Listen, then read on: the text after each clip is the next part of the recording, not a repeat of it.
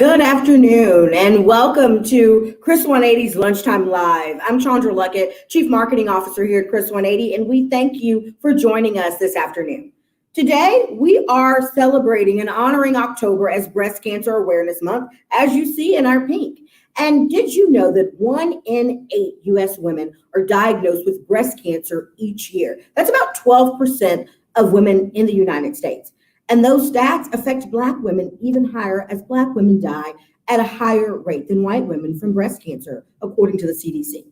Today, we are going to be hearing from survivors to talk about the mental toll breast cancer takes on women, men, and their caregivers, and how mental health prepares a big role in the fight against breast cancer.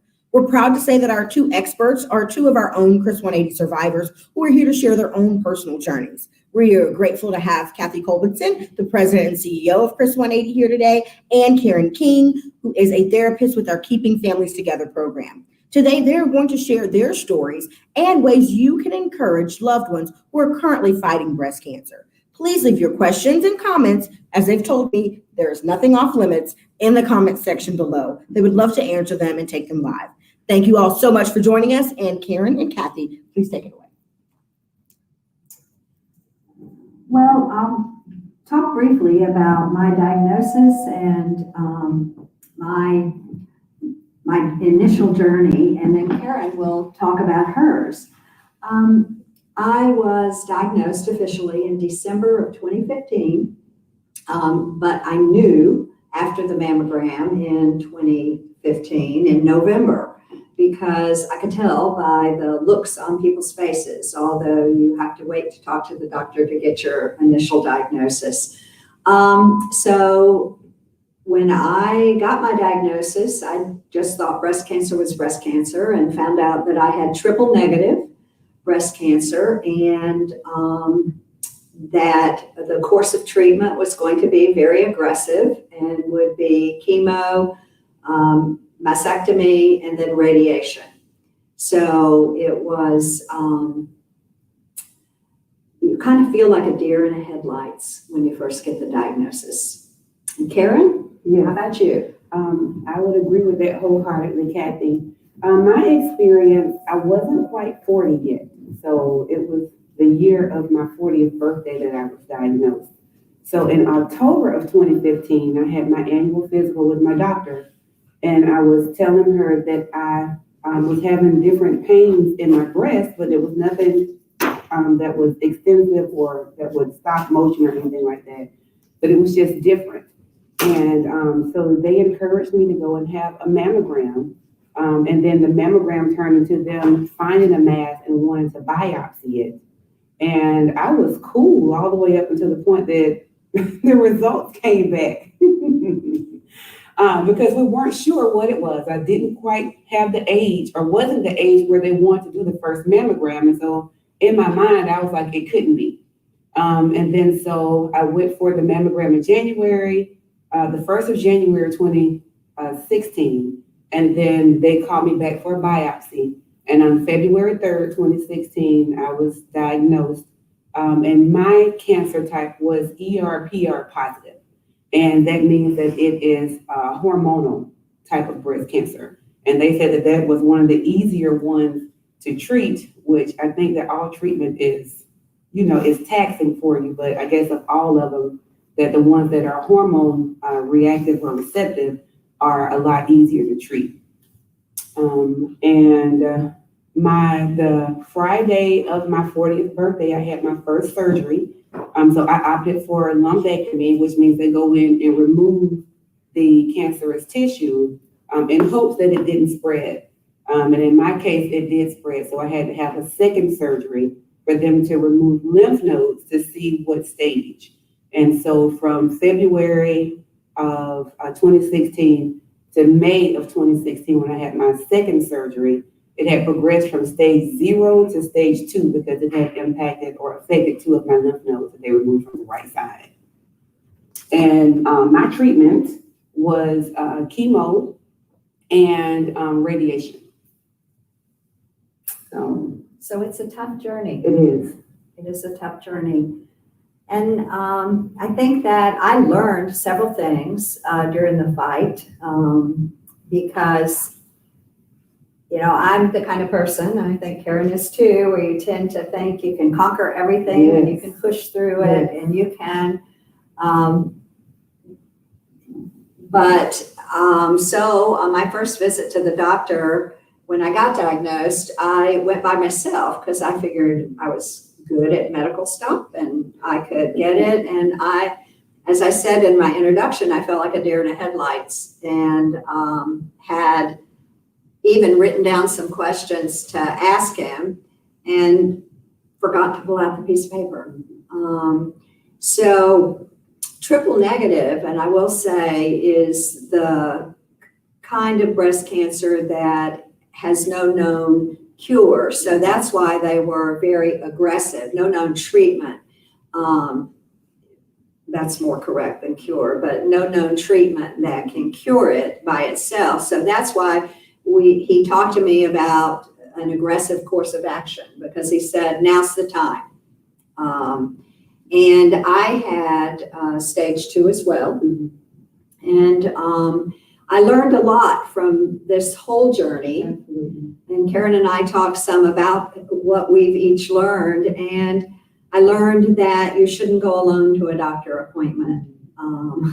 I learned that you should make a list of things. Even if you don't go alone, you should make a list. Right.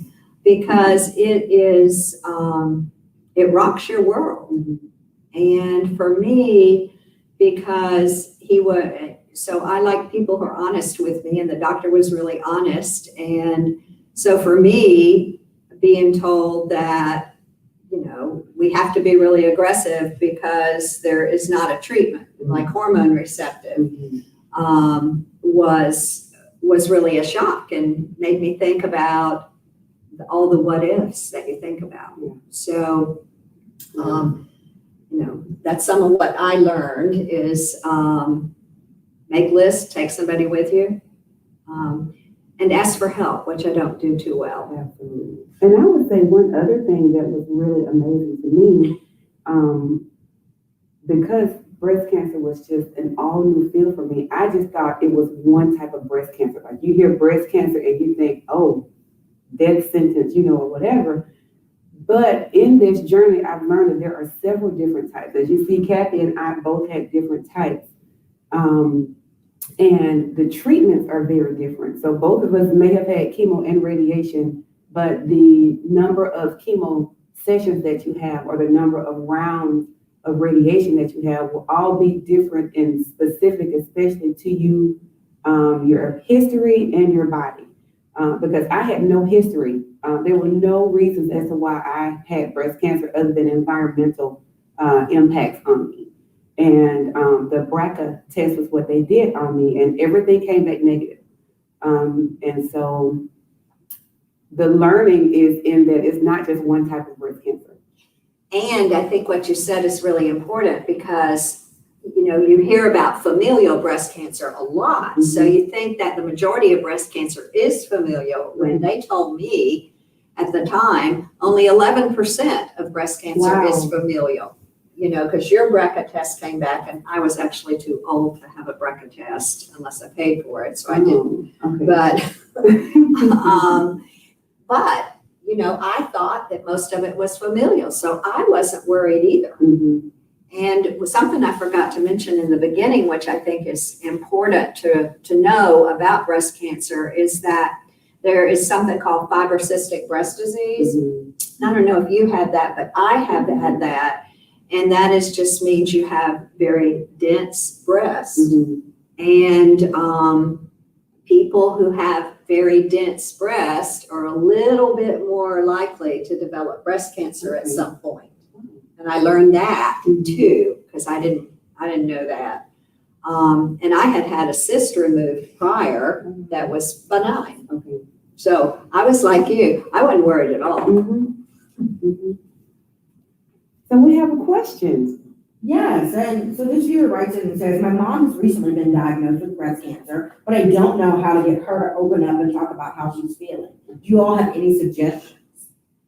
I would say the biggest thing is to just be patient. I know that there were times, like right after my diagnosis, like I'm still trying to process what's just been told to me. And so I don't really know how to put into words or express my feelings to you about what I'm feeling about the diagnosis that I have, because I'm still trying to figure out what does this mean for me. So it's difficult to express that internal emotion or feeling when you're still putting it together yourself. So I would say one thing would just be patient and just kind of hold space for them, because that was kind of what we talked about. Yes, I agree with that. I didn't tell anybody that I had breast cancer for probably 3 weeks because I was trying to get my head around it and think about what it meant. And but then my approach was to tell everybody because people needed to know that they needed to give me space, or that I might need support because I don't ask for help very well. So and plus I think that people can tell something's wrong with you. And if you don't put the truth out there, then people will make up their own stories about it. So I think holding space is really important, and giving somebody some time. And I would say probably the best way that you can be encouraging to your mom going through is like maybe finding out what some of her favorite things are, and just leaving little notes somewhere that she can find it, just to know that your support is there, even though she's not able to communicate it with you.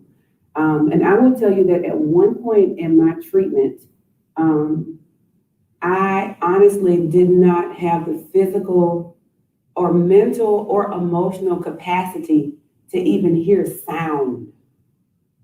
So like to hear something, because the chemo was so strong in my body, I could not react as I normally would if someone was speaking to me.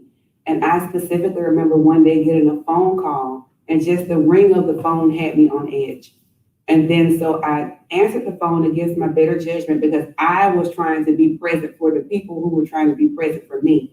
Didn't realize that I needed to take that time to really just heal and allow the process to take place. So if someone close to you is in treatment, don't take it personal if they pull away, because they need to really get themselves together so that they can be together for the process of the treatment. Because a diagnosis is traumatic for everyone. And everybody handles bad news like that in a different way. And I agree with you. I didn't want to talk to everybody about it, and I didn't want that to be the topic of every conversation. And Google's out there, and you Google stuff, and people, somebody gave me a book, and it had all these side effects in it, and I started reading it at first and started learning about it and thought, this is too much. And the side effects that you read on Google or in a book, they don't happen to everyone. So we're all different, and the side effects play out differently. So it's giving somebody space and following their lead is really important. I agree. I think that people, for me, since I didn't want to talk about it all the time, I needed people to check in with me, but check in with me in a way that was more normal and not always the topic being how I was feeling. And I just have to say, it stinks to not be able to taste things. And for me, one of the most traumatic things was losing my hair. And actually, it's Saturday, I'm going to have it cut for the first time. I've been growing it out since 2016. So it was really hard to lose all of your hair, your eyebrows, Yes. and lose them totally, but the eyelashes. I didn't lose my eyebrows. That was the one thing. I think that's what good. did not allow people to know that I was, if I didn't say it, then I don't think they really knew it. Wow. Yeah. Yeah. And I think so it's just hard, and I think I enjoyed, someone sent me an orchid and I really liked that, and some flowers. I think sometimes people send meals, and meals are good for the other people in your household, because even though you're starving to death, everything tastes like cardboard. Absolutely. And so you don't want to eat. Yeah. And, it's like you take that bite of pizza and you expect it to taste like pizza. It doesn't. So it's every kind of cancer is different too, because I didn't know that. Yeah.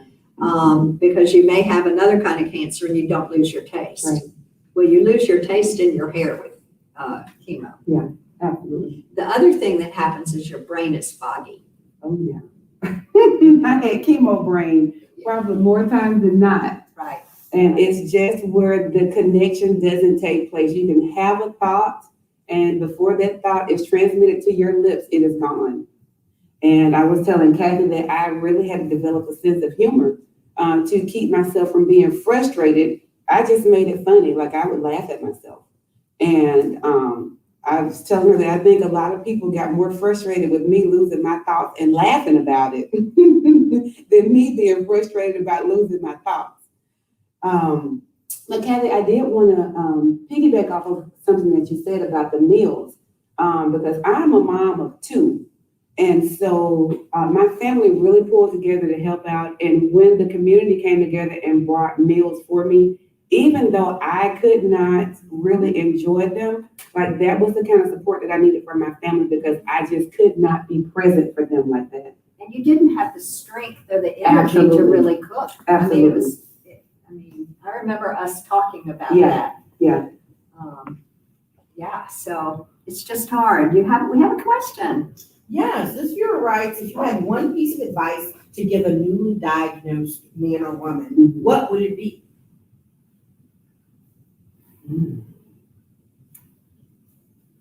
Be kind to yourself. Yeah. And understand that everyone around you is reeling from the diagnosis, because the first thought is, I'm going to die or they're going to die. Yeah.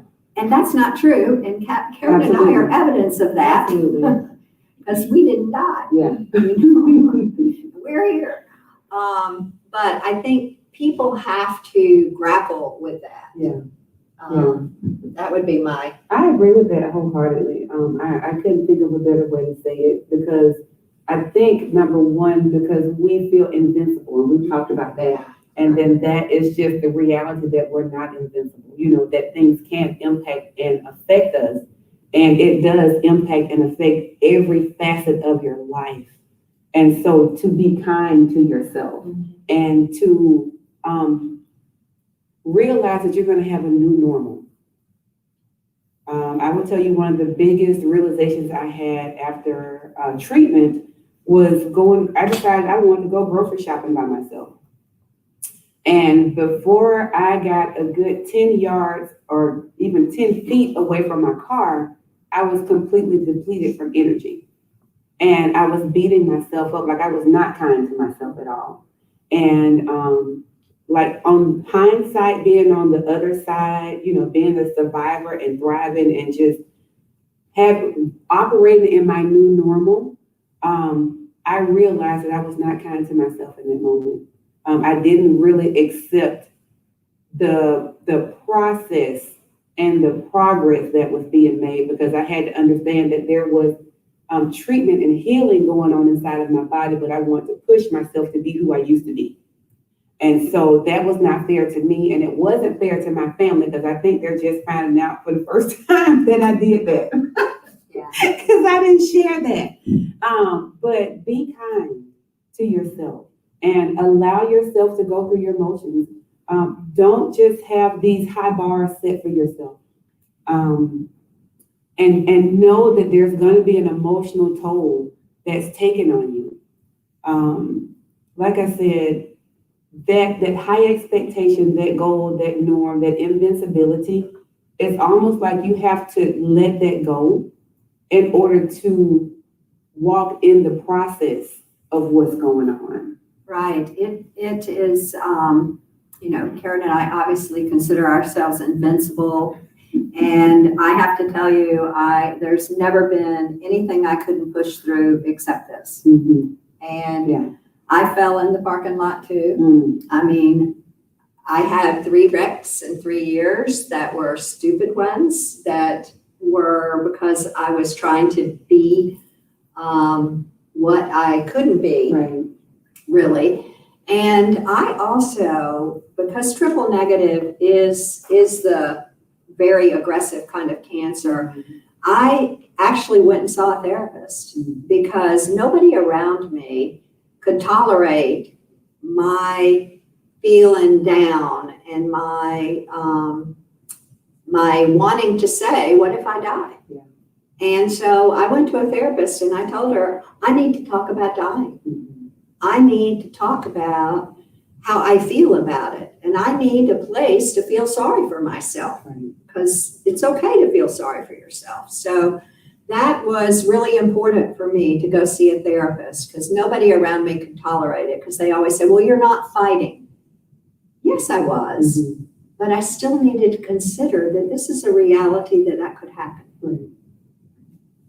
And we have another question. Yes, this comes from Facebook, and Emily asked, I may have missed this, but how many of the women diagnosed found their mass in their routine self-exams? Yeah, I did. I didn't. It was a routine mammogram.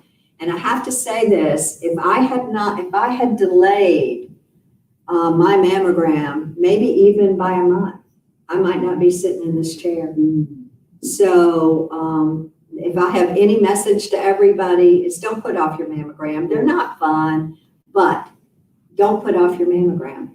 And do your breast self-checks. Yes. But I had just been to the doctor too, and she had checked me as well, and she didn't feel anything. Mm-hmm. So, and the earlier you catch it, the better. Yeah. And so like with mine, like I said, I went in October of 2015. I wasn't due for a mammogram until October 2016. Mm-hmm. So if I was not doing my regular exams, I wouldn't have caught it to even know to go get it checked out.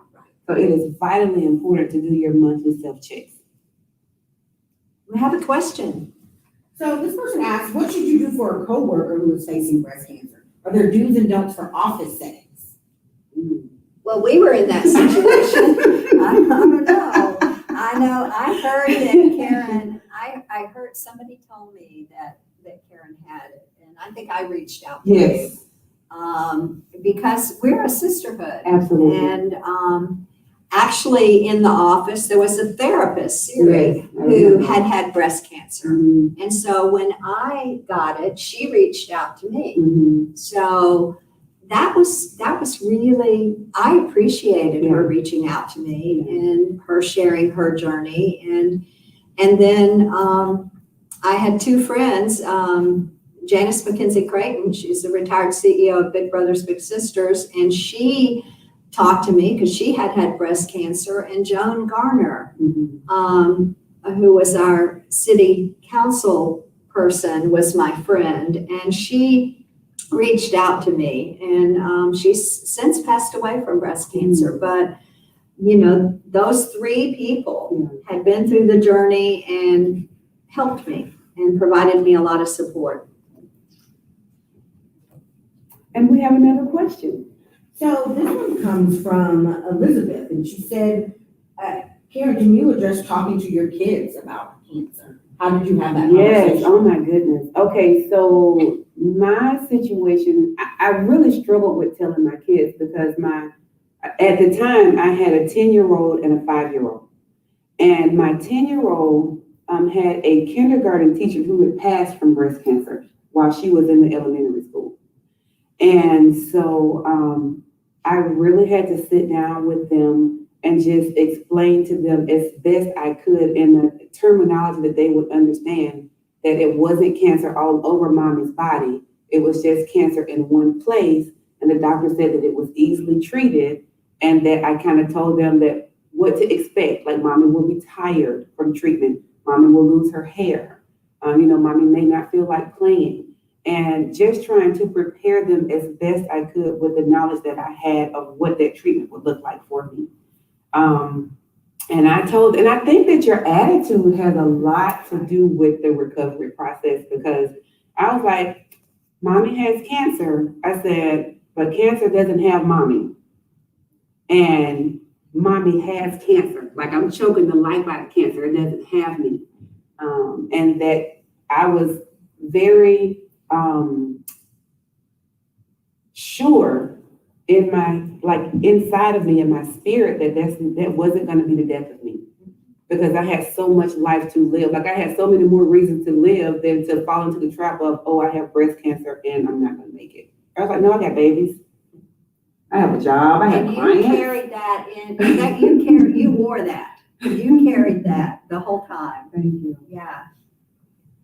We have another question. Yes, this is from Kelsia. I hope I pronounced your name right. She says, is there such a thing as getting a mammogram too early? I'm 25, but I'd like to know if it would be wise to get one done now, or should I just continue to check myself out? Lastly, what should I be feeling or looking for?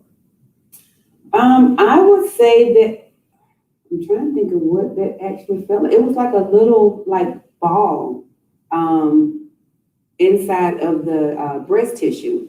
And it was firm. It didn't feel like the softer, more fatty tissue. You could definitely feel a different texture of it. And I would say, if you have concern, be your own best advocate. No one can tell you that because of your age to not have concern. Some insurance companies may not pay for it, but if it is a genuine concern of yours and you want to know if you're in optimal health or if that's a concern you should have, I say step out and advocate and take care of yourself. You only have one life. I totally agree with Karyn. I think you have to be your own best advocate. And you have to realize insurance may not pay for it because they've got the guidance based on statistics. Right. And also, if you do have little lumps, because fibrocystic breast disease causes little lumps, you can talk to your doctor about it and advocate with the doctor and have a discussion. Is this fibrocystic breast disease, which is not cancerous, or is this different? And I've been impressed, actually, with the medical professionals that I've worked with, because I mentioned I had a cyst removed, which is fibrocystic. And they do a pretty good job of knowing the difference. At the same time, you're your own best advocate, and if you want it and you feel like it's really important, it's not something to do just for your curiosity, but to definitely advocate for yourself. Another question? Yeah, Sherry writes, are there resources for free mammograms or screenings or organizations for people who may want to get checked out, may not be able to afford it? I do know that there are many organizations that work with women to get them the free mammogram. I couldn't tell you how to get in contact with them. Well, I think that Colbenson for the cure, I wouldn't be here if it weren't for a mammogram, so I'm all about mammograms. But you can Google that for locations in town. You can contact Colbenson for the cure. They have got an office here in Atlanta, and I know that they do some. There's also, I don't know if you're an African-American person, but triple negative breast cancer, which is what I had, which is more common actually in African-American women. And so there are initiatives that do provide, I think the Center for Black Women's Wellness also does mammograms actually. But there are different places in town that will do them. So, if you're over 40, if you're 40 or over, you need to have mammograms. I think that's the age. Yes, 40. And so we have another question. Yeah, so this one comes from someone that says, I'm a survivor, but I often dread and worry about it returning. How can I find peace in the unknown? Well, I'll answer that, because if my cancer comes back, then I'm eventually not going to make it. So, and I had that discussion with my doctor, because it is a cloud and you do think about it from time to time, but you can't control the future. Right. And what my doctor told me is that the best I can do is be the desired weight, eat healthy, exercise, do all of those things that we all should do for good health. Right. That's what I can do. That's what I can control. And I can't control whether it shows back up again. So I'm worrying about something that's outside of my control. And I had reconstruction, so you don't get mammograms on reconstructed boobs. I don't know if Chandra would let me say that, but I think that the other thing I do is I talk to my doctor about how would I know, because I'm the kind of person who minimizes things, and he had a conversation with me about how I would know that this was different, and when I should come in.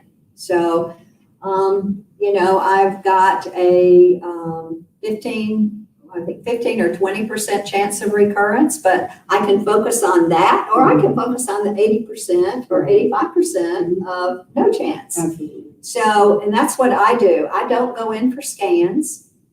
I live my life. We have another question.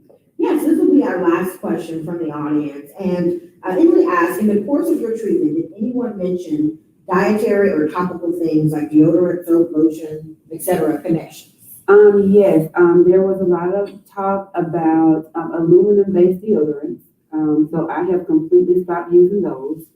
And sugar, processed, yes, cutting that out of my diet.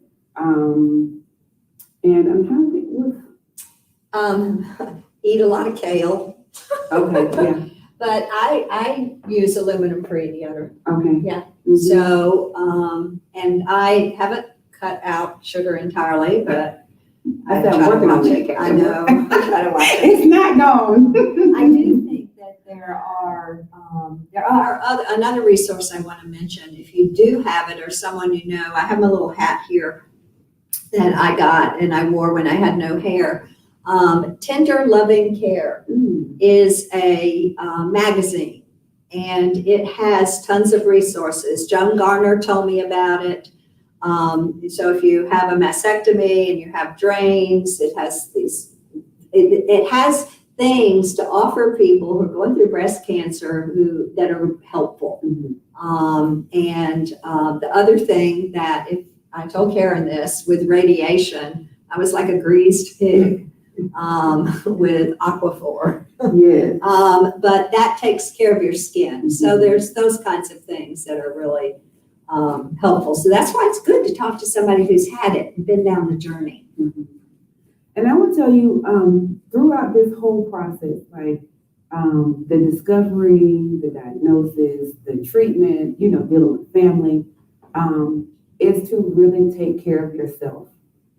Self-care is numero uno. Whatever stressors you have in your life, if you can't eliminate them, how can you decrease them?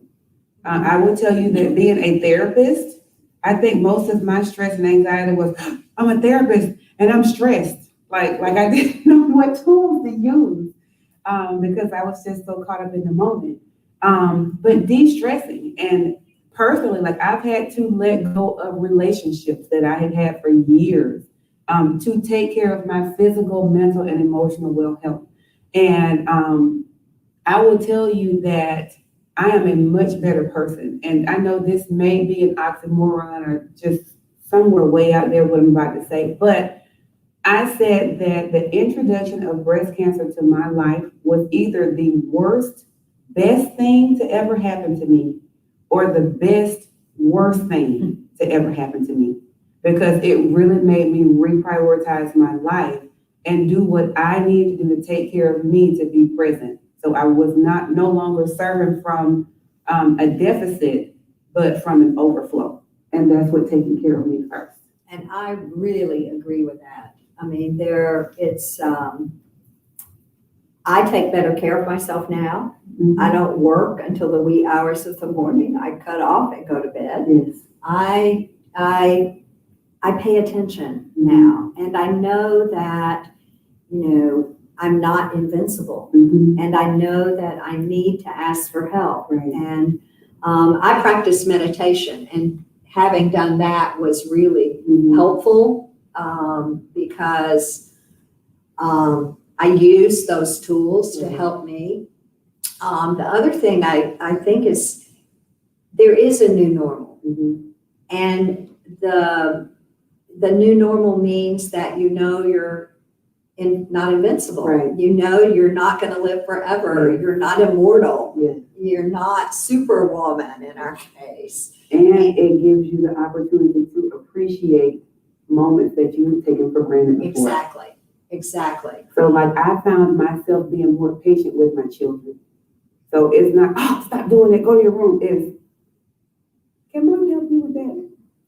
I just take the aggravation and switch it to something positive. It changes. Yes. It changes your perspective in a fundamental way that is good, Absolutely. actually, Yes. I think. The other thing I do want to mention is going back to something earlier. There was someone in my life who sent me a card that I got almost every single day. Actually, 2 people did that. Mhm. And that was, wow.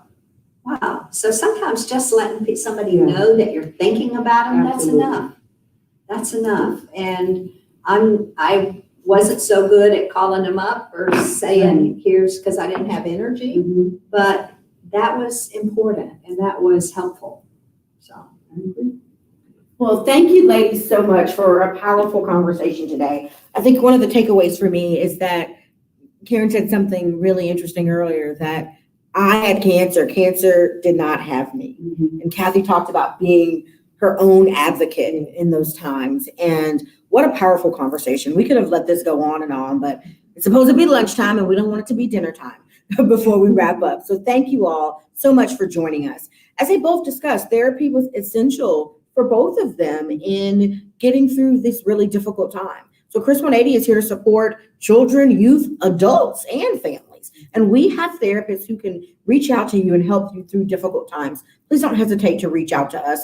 All you have to do is go to our website, chris180.org, and you can find help there today. You can also read our blog where we're sharing comments and thoughts every week on really relevant topics. We appreciate you joining us. We look forward to next month's conversation. Let us know what you want to talk about as we go into the holiday season. Are there concerns that you have that you'd love for our experts to address? Drop it in the comment section below or go to our website and you can email us. Thank you all so much for being here, and we'll see you in November.